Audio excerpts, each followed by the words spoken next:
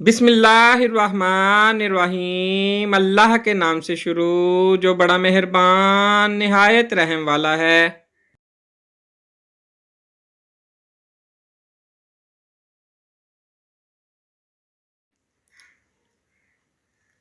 ایک غیبی اصول یہ بھی ہے کہ جو تقسیم کرو گے اسی کی تمہارے پاس فراوانی ہو جائے گی، پھر وہ دولت ہو، علم ہو، محبت ہو یا آسانیاں۔ انسان کی روح کی اصل کیفیت غم ہے، خوشی ایک عارضی شے ہے۔ ماں باپ کی تکلیف کو نظر انداز مت کیجیے، جب بچھڑ جاتے ہیں تو ریشم کے تکیے پر بھی نیند نہیں آتی۔ تم پانی جیسے ہی بنو جو اپنا راستہ خود بناتا ہے، پتھر جیسے نہ بنو جو دوسروں کا بھی راستہ روک لیتا ہے۔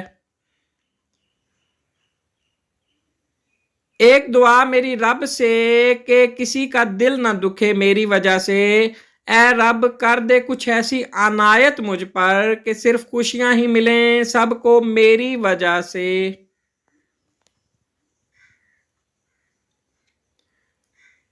نسلی اور خاندانی انسان کو عزت دو تو وہ شرما کر عاجزی اور مخلصی سے پیش آئے گا، لیکن کم نسل، نیچ اور گھٹیا انسان کو عزت دو گے تو وہ تکبر سے اکڑ جائے گا اور مخالفت پر اتر جائے گا۔ اپنوں سے منافقت کرنے والوں کو میں نے ہمیشہ غیروں کے پاؤں میں گرتے دیکھا۔ پلٹ کر جواب دینا بے شک غلط ہے، لیکن سنتے رہو تو لوگ بولنے کی حدیں بھول جاتے ہیں۔ اپنے حصے کا کام کیے بغیر دعا پر بھروسہ کرنا حماقت ہے، اور اپنی محنت پر بھروسہ کر کے دعا سے گریز کرنا تکبر ہے۔ ہر کسی کو ہر بات کا جواب دینا ضروری نہیں ہوتا، بہت سی جگہ پر واقعی دل بڑا کرنا پڑتا ہے، درگزر کرنا پڑتا ہے۔ ہر کوئی نہیں سمجھتا آپ کو اور ہر کسی کو آپ سمجھا نہیں سکتے۔ جب عقل مند بوڑھا ہوتا ہے تو اس کی عقل جوان ہو جاتی ہے، اور جب جاہل بوڑھا ہوتا ہے تو اس کی جہالت جوان ہو جاتی ہے۔ انسان پر جتنا اثر دوسروں کی سوچ کا ہوتا ہے اتنا کتاب کا بھی نہیں ہوتا۔ جب آدمی منفی سوچ رکھنے والوں کے ساتھ اٹھتا بیٹھتا ہے تو وہ اپنی صفات کھو بیٹھتا ہے، اس لیے ایسے لوگوں کے ساتھ اٹھے بیٹھیں جو آگے بڑھنے والے ہوں۔